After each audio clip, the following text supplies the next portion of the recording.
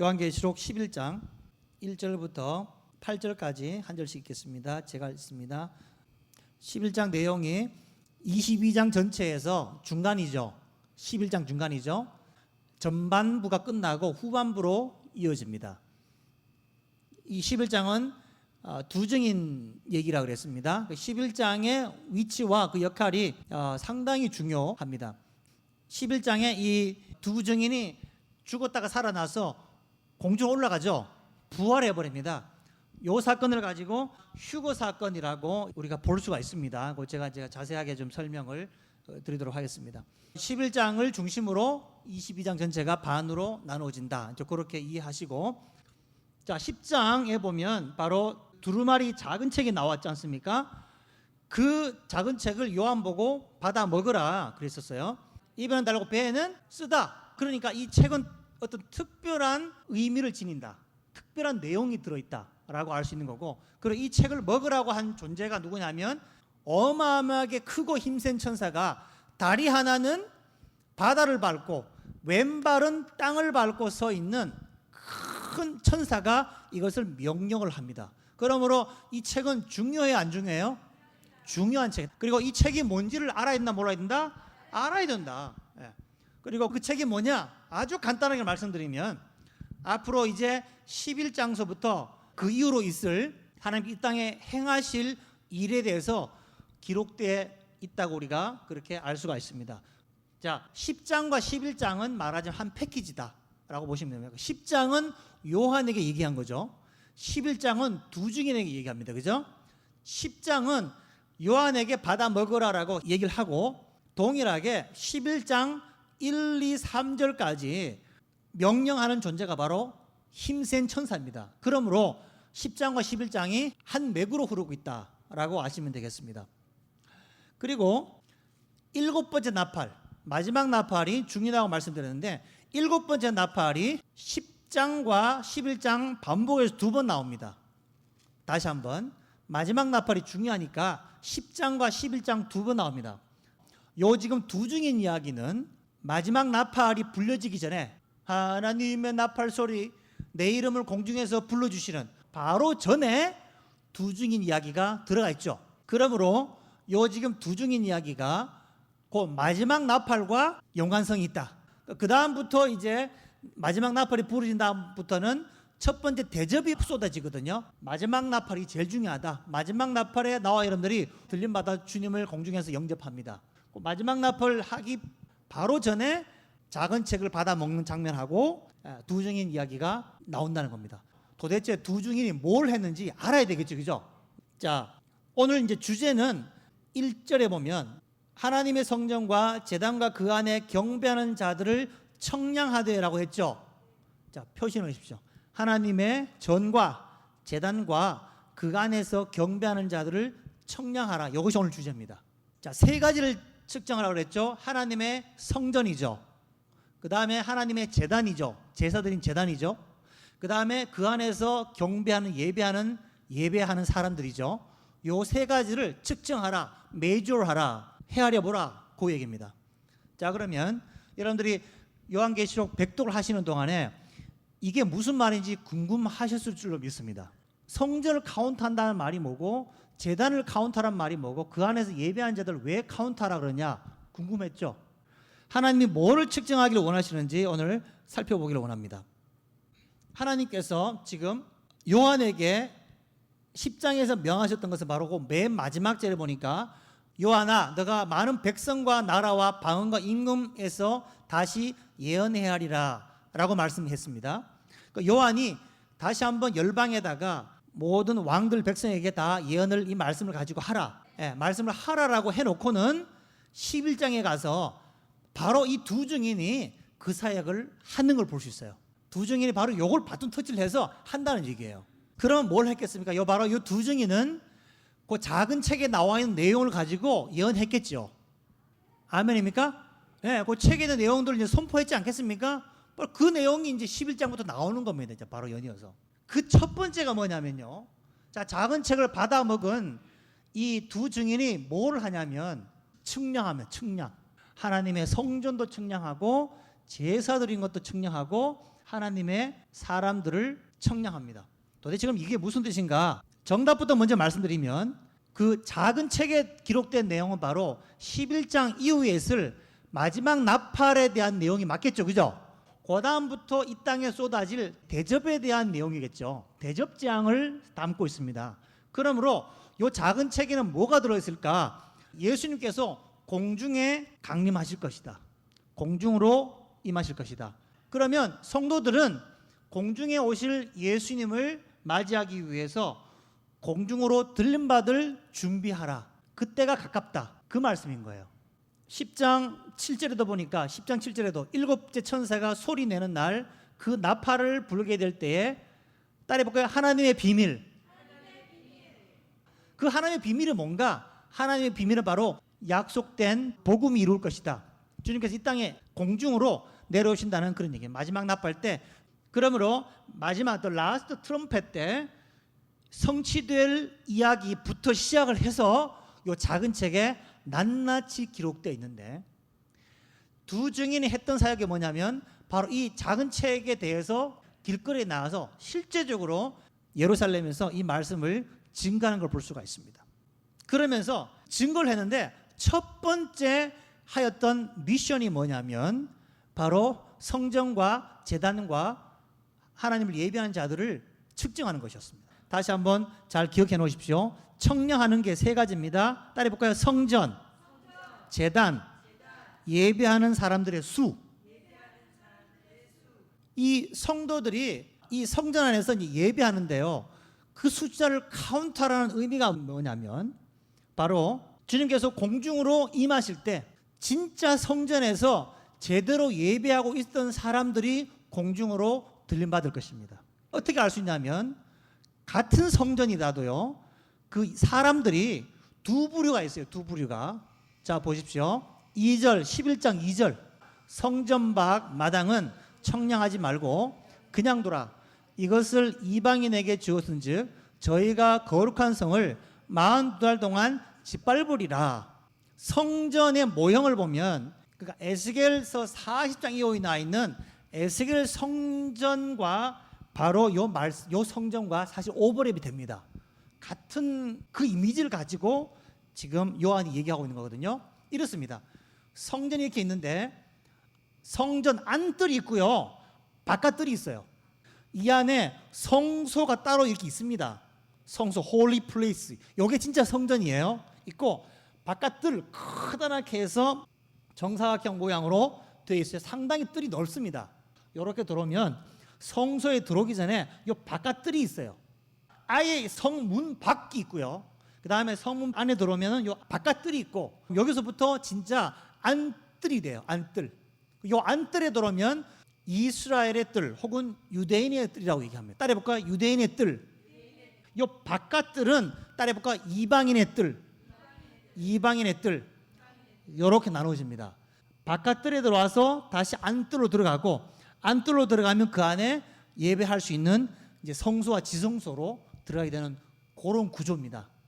이겁니다. 아예 성 밖에 있는 자들은 불신자들, 예수 안 믿는 자들이고 여기서 지금 누구를 카운트하라고 하면 안뜰입니까? 바깥뜰입니까? 안뜰에 있는 사람만 카운트라는 거예요. 그래서 오늘 중요한 포인트는 바로 안뜰까지 들어가야 되는 거예요.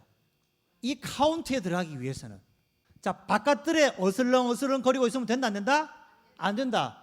예배 드리고 와가지고 평생을 그렇게 살아도 카운트 돼야 안 돼요? 카운트가 안 되는 얘기입니다. 예수 안 믿는 사람 아예 제껴놓고 뜰까지 들어왔는데 마당에서 마당뜰에서 왔다리 갔다리 하는 사람은 주님께서 측량해야 안 합니까? 측량 안 합니다. 안뜰까지 들어와야 그 사람이 바로 성소도 들어가고 지성소로 들어간다는 그런 얘기거든요. 나와 여러분들은 안뜰까지 들어가야 될까요? 밖에 서성거려야 될까요? 안뜰까지 들어가셔야 되는 거예요. 여기 오늘 포인트입니다. 이 시대의 참 주의 종은요, 잘 들으세요. 두 증인 같은 이 작은 책을 받아먹은 참 증인은 무슨 사역을 해야 되냐면 첫 번째 사역이 뭐냐면 바로 성도들을 바깥뜰에 있는 자들을 안뜰로 끄집어 오게 하는 것을 해야 됩니다. 이게 바로 요한계시록의 사역인 거예요. 이것이 바로 알곡의 추수입니다. 여기에요. 물론 밖에 예수 안 믿는 사람도 안으로 들어와야 되겠죠. 근데 이 시대에 보면 수많은 사람들이 바깥들에 서성거리고 있어요. 이것이 문제라는 겁니다. 바깥들에 서성거리면 주님께서 카운트하지 않습니다. 바깥들에서 30년, 40년, 50년 동안 믿음 생활 했다 할지라도 주님의 눈에는 찬다 안 찬다? 안 찹니다. 한 번 예배를 드리더라도 안뜰까지 들어오시고 주님의 지성소까지 들어가라는 그런 얘기인 줄 믿습니다. 자, 그러므로 이 말씀을 가만히 보면 일반적인 말씀이 아니라 바로 마지막 때 주님께서 알고 가라지를 가르칠 때에 두 증인 같은 종들을 보내가지고 이 사역을 하게 되고, 바로 이 사역을 통해서 성도들이 양이냐 염소냐, 기름 등불 준비했느냐 준비하지 못했느냐, 또 알곡이냐 가라지냐 그렇게 나눠진다는 그런 얘기인 줄 믿습니다. 같은 성전이라도 하나님 보실 때 진짜 성전이 있고 가짜 성전이 있다는 얘기예요. 자, 성전도 측정해야 되죠. 제단도 측정해야 되죠. 맞습니까? 이런 거요. 교회를 할지라도 대충 된 교회가 있고 형식적인 교회가 있고 주님 보실 때 참 교회가 있어요. 그리고 제단, 예배 드리는 것도 주님 보실 때 진짜 카운트가 되는 예배가 있고 카운트가 안 되는 거짓 예배가 있다. 껍데기 형식적인 예배가 있다. 나와 여러분들은 예배를 어떻게 드려야 될까요? 주님께서 받을 만한 예배를 드리기를 축원합니다. 여기 지금 하나님의 성전 나오잖아요. 그죠? 성전. 그러면 아름답게 치장한 그런 건물을 얘기하나요? 아니면은 한 사람 한 사람의 이 영혼의 성전을 얘기합니까? 영혼의 성전을 얘기하는 거예요. 그러므로 카운트 가능한 거잖아요. 만약에 사이즈가 크고 우람하고 뭐 웅장한 건물을 얘기한다면 뭐 우리 교회가 그 축에 들어갈까요? 못 들어갈까요? 그러니까 요 마지막 때에 성도들 중에서 어떻게 우리 바라보고 계시는지 우리가 바로 알기를 축원합니다. 그러므로 두루마기 작은 책은 진짜 마지막 때 살아갈 성도들에게 정말 곱씹어서 먹어야 될 그런 살아있는 하나님의 말씀이구나 알게 되기를 원합니다. 바깥들은 이방인의 뜰이고 안뜰은 이스라엘의 뜰인데, 하나님은 그때가 되면 참 이스라엘의 언약에 들어갈 자, 아브라함의 후손된 자들, 바로 예수님을 믿어서 구원받아 가지고 예수님의 그 가계도에 들어간 아브라함의 후손이요 다윗의 후손이요 바로 예수 그리스도의 세계라라고 하는 영적인 족보, 거기에 들어갈 수 있는 사람을 가지고 안뜰에 들어갔다고 얘기를 하는 거예요. 바깥들에 있는 사람은 스틸 이방인인 거예요. 여기 영적으로 보면 우상을 섬길 뿐만 아니라 구원받지 못한, 형식적으로는 뭐 기독교인이지만 내면으로 깊이 들어가 보면 하나님께서 성전과 제단을 다 카운트하실 때 카운트가 안 되는 사람이 바로 바깥들에 모였다고 볼 수가 있는 것입니다. 이제 두 증인의 사역이 첫 번째 이것부터 시작을 합니다. 그때부터 알곡 가라지가 나누어지는 역사가 일어납니다. 알곡이 추수가 되는 때가 바로 두 증인이 사역할 때라는 사실을 명심하게 되길 바랍니다. 헤로 성전인데요. 사실 이 성전이 이제 솔로몬 성전 지난 다음에 헤로 성전이 지어져 지금은 다 무너지고 없습니다. 2000년 전에 있었어요. 성전이 있었는데 그 성전을 보면 그 뜰과 뜰 사이에 이런 표지판이 있대요. 이게 재밌어요. 뭐냐면 이방인은 안쪽 뜰과 성소 주변에 난간 주변으로 들어올 수 없다. 들어오다가 잡히는 모든 이방인들은 죽을 것이다라고 경고의 표지판이 걸려 있어요. 그러니까 영적으로 보면 예수 그리스도의 계보에 들어가지 못한 진짜 참 성도가 되지 못하면 안뜰에 들어가서는 안 된다. 바로 안뜰, 바로 하나님의 임재와 통치가 임하는 진짜 하나님의 다스림이 있는 안뜰이 있고요. 그렇지 못한 바깥뜰 내지는 성전 밖이 확연하게 나누어집니다. 이게 두 번째 포인트입니다. 따라해볼까요? 확연하게 나누어진다. 그레이 에리아가 없습니다. 중간지대가 없어요. 가면 갈수록 정확하게 안뜰로 들어갈 사람은 빨리 들어가야 되고요. 준비되지 못하고 기름 준비하지 못한 사람은 바깥들에 남겨지게 될 거라는 사실입니다. 예수님께서 이 땅에 나오실 때 혼인 예식에 들어갈 수 있는 슬기로운 다섯 처녀와 어리석은 다섯 처녀가 있잖아요. 어리석은 다섯 처녀는 시간이 너무 지체됐어요. 준비할 시간이 없어요. 그때는 웨딩 세리머니에 들어가려 해도 문 열어주지 않습니다. 들어갈래 들어갈 수도 없습니다. 준비되지 않았기 때문에. 사탄 마귀 악한 영들이 무저갱에서 나오잖아요. 나와가지고 누구에게 먼저 공격하죠? 하나님의 입맞지 않는 자들에게 먼저 공격합니다. 그러니까 그때까지 준비되지 못하고 아직도 나일론 신자라든가 명목상의 그리스도인이라 그러게 되면 어떻게 됩니까? 바로 이 귀신의 역사가 들어갑니다. 그 안에 그러면 한번 들어가게 되면 그때 감당 못하면 그때부터는요. 죽고 싶어도 못 죽죠. 그러면서 계속해서 이제 멸망의 길로 이끌어가는 걸 볼 수 있습니다. 나와 여러분들은 바로 이때에 진리의 영으로 충만하기를 바랍니다. 그 다음에 안뜰로 들어가기를 힘쓰시기를 바랍니다. 주님의 은혜를 부어주시면 된 줄 믿습니다. 정리하면 안뜰은 바로 하나님이 머무르시는 그런 곳이고 자신을 드러내는 하나님이 거하실 초소가 되는 그런 곳이죠. 성도 여러분의 거룩한 심령 상태를 얘기하고 있습니다. 여러분의 심령이 거룩한 안뜰이 되길 바랍니다.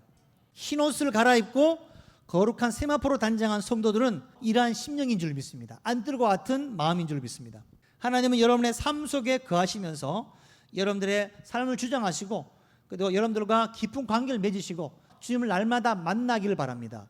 만나고 교제하고 말씀 속에 주를 만나면 그것이 안뜰이 되는 것이고 장소 문제가 아닙니다. 집에 있든지 회사에 있든지 부엌에 있든지 교회에 있든지 간에 우리는 언제나 성소에 속한 자가 되어야 된다는 겁니다. 바깥으로 나가서는 안 됩니다. 결코 여러분들 아웃사이더가 되지 마십시오. 교회에 오더라도 다 주님이 가장 기뻐하시는 그러한 자리에 서 계실 축원하고 어디 있더라도 안뜰에서 주님이 항상 임재가 있는 그런 예배를 드리길 바랍니다. 반면에 바깥뜰에 속한 사람들은요, 하나님의 통치가 없는, 하나님이 머무시지 않는, 하나님이 거할 처소가 되지 않는 그런 곳입니다. 세상이 하는 대로 따라가는 사람이죠. 세상의 문화를 따라가고 세상의 트렌드를 따라가고 세상의 유행과 세상의 쾌락과 욕망을 따라가는 사람들이라고 할 수 있습니다. 그러므로 하나님께서는 바깥들에 있는 사람을 아예 카운트하지 않아요. 로마서 1장에 보니까 이렇게 내버려 두는 것을 가지고 이미 그것은 심판을 받았다고 얘기를 합니다. 그래서 동성애를 하거나 죄악의 삶을 살거나 하는 것에 대해서 하나님께서는 아예 그냥 내버려 둬버려요. 간섭하지 않습니다. 그것을 가지고 하나님께서는 징계하지 않습니다. 그렇게 되면 이미 저주받은 거나 마찬가지라는 거죠. 그 다음에 중요한 포인트는 뭐냐면 42달 동안 짓밟으리라 2절 마지막 줄에 1260일이라고 3절에도 나와 있습니다. 반복하는 중요한 거니까 42개월 한때 두때 반때 1260일 자꾸 이렇게 말하는 것은 그날이 중요하다 안 중요하다? 중요하다는 말씀을 하고 있습니다. 그러므로 두 증인이 이제 사역을 하고요. 본격적으로. 그 다음에 휴거 사건이 일어나면 그때부터가 본격적으로 42개월이 시작됩니다. 주님 재림 때까지. 그래서 그때가 카운트가 들어가는데 그러니까 전 3년 반까지 두 증인이 사역을 합니다. 전 3년 반 동안에 두 증인 같은 주의 종들이요 활발하게 사역을 합니다. 그러면서 동시에 적그리스도가 이제 등장을 해요. 서서히 세계 정부를 통해서 세상을 장악하고 있는 바로 그 시점이거든요. 그 시점에 두 증인 같은 사역자가 나와가지고 열심히 사역을 합니다. 그러니까 전 3년 반에서는 이 두 증인도 있고 적그리스도의 세력들도 같이 왕성해집니다. 그 중간 절반 3년 반이 딱 되면 어떻게 되냐면 적그리스도 세력이 바로 이 두 증인을 죽입니다. 적그리스도가 활동을 하게 될 그때 당시에는요 두 증인 같은 사역자들이 활발하게 사역을 하는데 그때 주의 종들이 두 사람만 있을 건 아닐 거예요. 이런 사역하는 사람들이 부지기수로 많이 일어나게 될 거예요. 강력하게 이 세계 정부에 대해서 이 세계의 적그리스도의 통치에 대해서 반기를 들고 선포하고 나오니까 그러니까 이 마귀가 그걸 가만히도 안 둬요. 그래서 이 두 증인과 그 사역자들을 핍박을 하게 된다는 거죠. 그래서 이 3년 반 중간에 가서 이 사람들이 순교당합니다. 죽인 다음에 어떻게 되느냐? 그 시점에 아마 성도들의 휴거가 일어날 것이고 그 다음에 나머지 예수님 재림 때까지 3년 반 동안 이 적그리스도의 세력이 온 세상을 뒤엎습니다. 그러면서 13장에 이제 나오는 대로 짐승의 표를 치게 하고 그 다음에 경배하게 만들고 그때 강압적으로 통치하고 지배하는 것을 볼 수가 있습니다. 그때가 3년 반이다.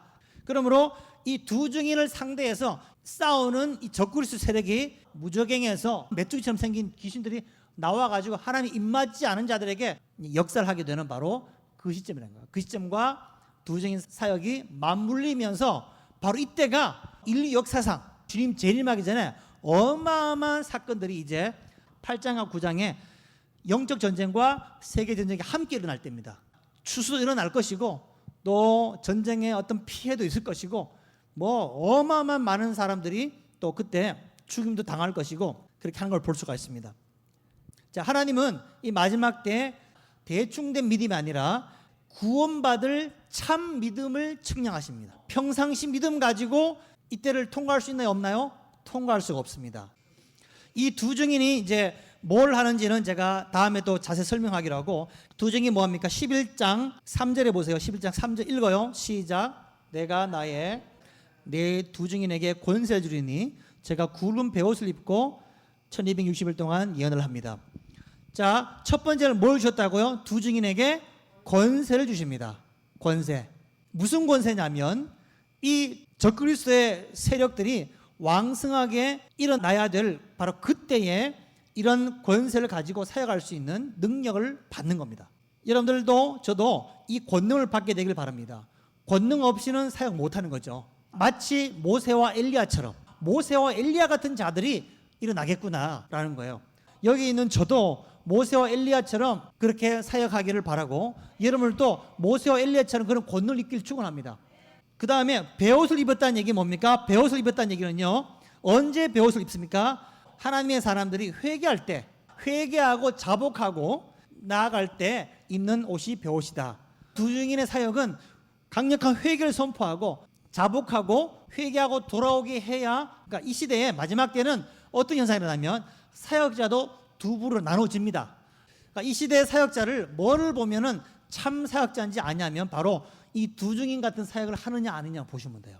저 메시지가 정말 시대적인 진리와 영혼들을 깨우고 회개를 촉구하는 하나님의 천국의 말씀을 증가하는 사역자냐, 아니면 내 귀를 즐겁게 해주고 성공하라 복받으라 이것만 줄기차게 말씀하는 사역자인가, 우리 보면 알 수 있다는 그런 얘기입니다.